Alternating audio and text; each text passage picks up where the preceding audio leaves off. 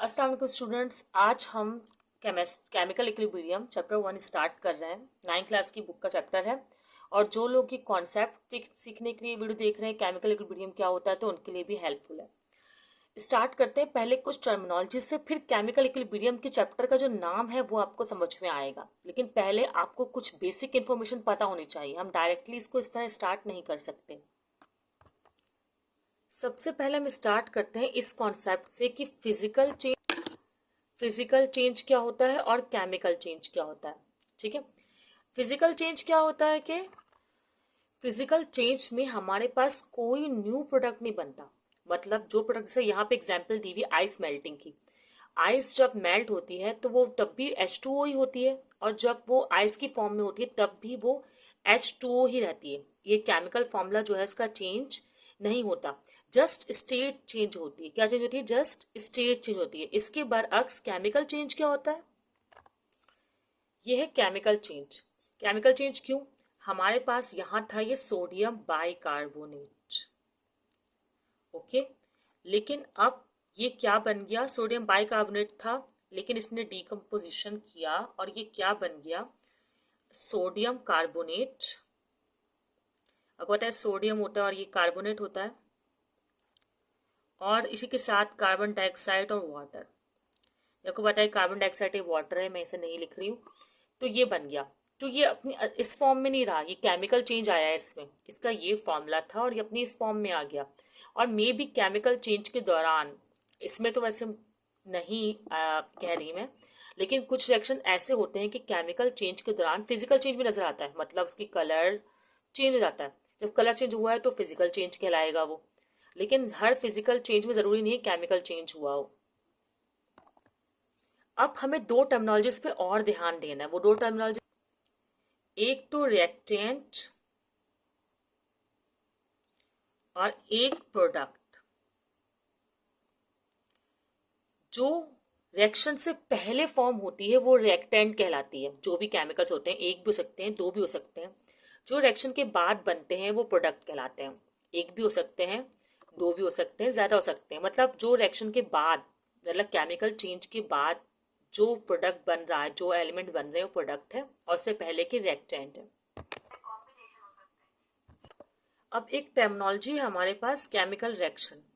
ये जो आपने इक्वेशन देखी है ना, ये इसमें केमिकल रिएक्शन हुआ है। मतलब जब कोई एक या दो प्रोडक्ट कंबाइन या डिकम्पोज या रिप्लेसमेंट करके किसी और एक या दो प्रोडक्ट में कन्वर्ट हो जाए तो वो केमिकल रिएक्शन कहलाता है। अब केमिकल रिएक्शन की कुछ टाइप होती हैं, जैसे कि एडिशन रिएक्शन भी हो सकता है कि शायद कुछ ऐड हो रहा हो। सही है, एडिशन रिएक्शन हो सकता है। डिकम्पोजिशन रिएक्शन हो सकता है कि क्या पता एक एलिमेंट दो एलिमेंट में टूट रहा हो। या फिर क्या कहते हैं अपना addition reaction, decomposition reaction, replacement reaction, replace कर रहा हो कोई एलिमेंट दूसरे एलिमेंट के दूसरे मॉलिक्यूल के एलिमेंट से। कंबशन रिएक्शन होते हैं जिसमें ऑक्सीजन रिक्वायर्ड होता है, ऑक्सीजन से रिएक्शन हो रहा हो। तो डिफरेंट टाइप के रिएक्शन होते हैं। यहाँ भी मैंने चार मेंशन कर दिए। केमिकल रिएक्शन होगा। अच्छा, कुछ रिएक्शन, अब केमिकल रिएक्शन की भी दो टाइप्स होती हैं मेन, रिवर्सिबल और इरिवर्सिबल रिएक्शन में।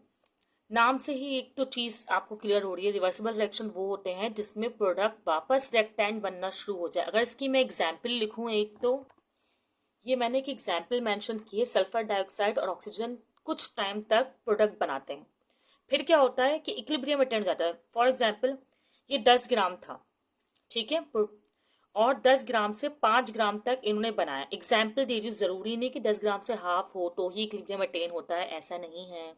अलग अलग नेचर है हर एलिमेंट की कि उसने कब इक्विलिब्रियम में आना। अब कुछ क्या हुआ, कुछ टाइम बाद क्या हुआ कि पहले तो रिएक्टेंट से प्रोडक्ट बने जा रहा है, बन रहा है, बन रहा है, बन रहा है। फिर क्या हुआ, कुछ क्वांटिटी जैसे इसकी कम हुई, एक स्पेसिफिक क्वांटिटी, तो प्रोडक्ट बनना रुक गया। बल्कि प्रोडक्ट ने वापसी रिएक्टेंट बनाना शुरू कर दिया। रिएक्टेंट प्रोडक्ट बना रहा है, प्रोडक्ट रिएक्टेंट, रिएक्टेंट प्रोडक्ट। तो इस तरह एक इक्विलिब्रियम अचीव हो जाएगा। इसके आगे ये और मजीद जो है प्रोडक्ट नहीं बनेगा, क्योंकि अब इक्विलिब्रियम हो गया, क्योंकि अब क्या हो गया, इक्विलिब्रियम अचीव हो गया। ठीक है, तो ऐसे रिएक्शन को कहते हैं रिवर्सिबल रिएक्शन।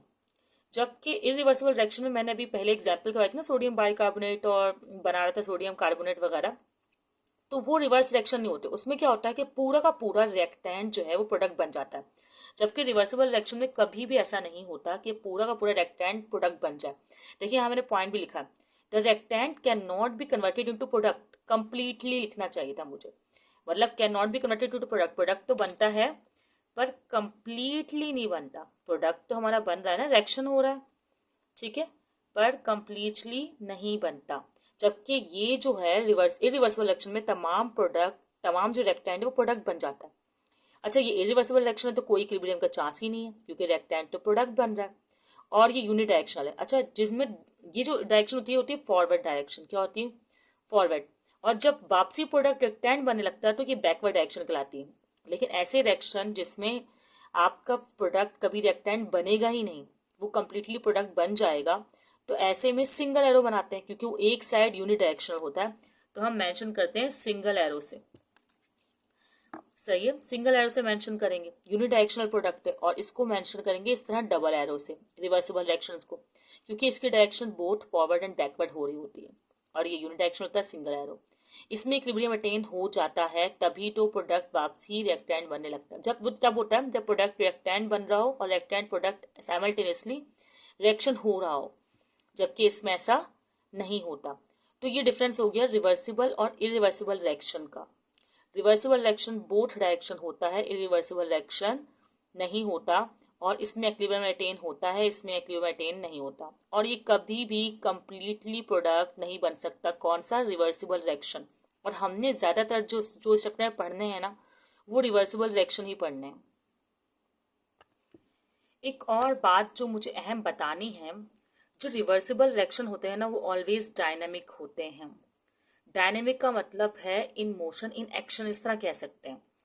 तो रिवर्सिबल रिएक्शन डायनेमिक रिएक्शंस कहलाते हैं, डायनेमिक इक्विलिब्रियम्स होते हैं, स्टैटिक इक्विलिब्रियम नहीं होते। इरिवर्सिबल रिएक्शन भी सारे स्टैटिक नहीं होते, लेकिन जब रिएक्शन नहीं हो रहा होता तो हम इरिवर्सिबल को कुछ टाइम तक स्टैटिक इक्विलिब्रियम कह सकते हैं, ठीक है। अब जो हम आगे वर्ड यूज करेंगे डायनेमिक, मतलब रिवर्सिबल रिएक्शन का दूसरा नाम जो समझ लें, डायनेमिक इक्विलिब्रियम। स्टूडेंट्स, हम ना डायनेमिक इक्विलिब्रियम पर एक ग्राफ बना के चेक करेंगे कि रिएक्टेंट और प्रोडक्ट के रिलेशनशिप में आखिर फर्क क्या आ रहा है। स्टूडेंट्स, पहले मैं ग्राफ बना रही थी, फिर मैंने कहा बुक में बहुत अच्छा बना हुआ है, इससे एक्सप्लेन करना आप लोग के लिए आसान होगा। अगर आप इस ग्राफ को गौर से देखें तो अच्छा, हर ग्राफ में होते ही दो एक्सिस हैं, टू डायमेंशनल में ना, एक्स और वाई।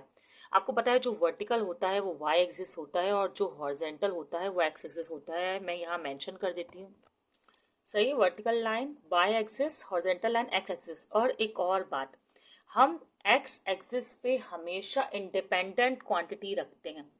इंडिपेंडेंट क्वांटिटी का मतलब क्या होता है? एक्स एक्सिस पे हम क्या रखें? Independent quantity. इंडिपेंडेंट क्वांटिटी वो क्वांटिटी होती है जिस पर किसी का इफेक्ट नहीं पड़ता। जैसे टाइम, अब टाइम ने तो आगे ही जाना है, वो गुजर रहा है। ऐसा नहीं होगा कि किसी चीज़ के कम होने से टाइम कम हो जाएगा या किसी चीज़ के बढ़ने से टाइम बढ़ जाएगा। टाइम तो बस पैसेज है, पास हो रहा है, तो वो इंडिपेंडेंट क्वांटिटी है। इस तरह और भी बहुत सारी इंडिपेंडेंट क्वांटिटीज होती हैं, और डिपेंडेंट वो होती हैं जो कि पैसेज टाइम के साथ या किसी चीज़ के साथ इफेक्ट होकर कम या ज़्यादा हो रही हो। जैसे अब यहाँ पर अगर हम ग्राफ पढ़े बताऊंगी क्या चीज़ कम क्या चीज़ ज़्यादा हो रही है। अब अगर हम ग्राफ को देखें तो आपको पता है ये चीज़ जो मेंशन की गई है ये टाइम है, ठीक है, ये है टाइम। और जो यहाँ है वो कंसंट्रेशन है। अच्छा, कंसंट्रेशन के ना 4-5 यूनिट होते हैं, परसेंटेज में भी हो सकती है, मोल पर डेसीमीटर क्यूब में भी हो सकती है, मोलैलिटी में भी हो सकती है, मोलैलिटी में भी हो सकती है। ये 5 यूनिट आप लोग को मैं पढ़ा दूंगी, सही है। अभी यहाँ पर जो कंसंट्रेशन है मोल पर डेसीमीटर क्यूब है, जिसे मोलैलिटी भी कहते हैं। क्या हो रहा है, ये रेड लाइन जो है ना, ये आपकी है रेड लाइन रेक्टेंट, और जो ब्लू लाइन है वो है प्रोडक्ट। रेक्टेंट जब टाइम जीरो था, मतलब टाइम तो जीरो नहीं था, मतलब हमने स्टार्ट किया जीरो, तो टाइम जो था उस टाइम से क्या थी, कंसंट्रेशन सबसे ज़्यादा थी, हाई पावर, ये हाई होता है।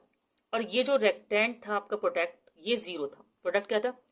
अब रेक्टेंट आहिस्ता आहिस्ता आहिस्ता आहिस्ता हो रहा है कम, जबकि प्रोडक्ट बढ़ रहा है। प्रोडक्ट का ग्राफ इंक्रीजिंग की तरफ जा रहा है, जबकि रेक्टेंट का ग्राफ डिक्रीजिंग की तरफ जा रहा है। फिर देखिए एक पॉइंट आता है, यहाँ तक तो ये कम हुआ, फिर यहाँ तक ये बढ़ा, फिर यहाँ पर एक पॉइंट आया कि प्रोडक्ट कुछ टाइम तक तो बढ़ा, सही है, रेक्टेंड में भी रेक्टेंड कुछ टाइम तक तो कम हुआ, उसके बाद एक स्ट्रेट लाइन अचीव हो गई।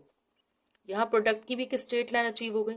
इसका मतलब ये वो पॉइंट है, इसके बाद प्रोडक्ट बनना बंद हो गया, सही है। प्रोडक्ट बनना बंद हुआ तो ऐसा नहीं कि रेक्टेंड कम होने लग गया, रेक्टेंड भी अपनी उसी सस्टेन पोजीशन पर आ गया। तो ये पोजीशन जो है ये कहलाएगी केमिकल इक्विलिब्रियम, मतलब कांस्टेंट, मतलब इक्विलिब्रियम अभी अचीव हो गया, अब इसके बाद कोई प्रोडक्ट नहीं बनेगा। फिर अगर हमें प्रोडक्ट बनाना होता है कि हम चाहते हैं कि प्रोडक्ट और मजीद बने, केमिकल इक्विलिब्रियम को डिस्टर्ब करना होता है, तो इसकी भी डिफरेंट कंडीशंस होती हैं जो कि हम पढ़ लेंगे अगर इस चैप्टर में शामिल हुई। बाकी इंटर के स्टूडेंट्स तो इस बात को पढ़ते हैं कि अगर हमें रिएक्शन को फास्ट करना है और फॉरवर्ड ही करना है, बैकवर्ड नहीं होने देना है, तो हम क्या क्या कंडीशंस अप्लाई कर सकते हैं, क्या क्या फैक्टर्स लगा सकते हैं। ठीक है स्टूडेंट्स, अभी के लिए इतना ही। नेक्स्ट वीडियो में हम केमिकल इक्विलिब्रियम के फर्दर टॉपिक्स को डिस्कस करेंगे। ये कॉन्सेप्ट्स को बहुत अच्छे तरीके से जो है समझ लीजिएगा। जो कॉन्सेप्ट हमने आज किए हैं ये आगे भी काम आएंगे आपके। अल्लाह हाफिज़ स्टूडेंट्स।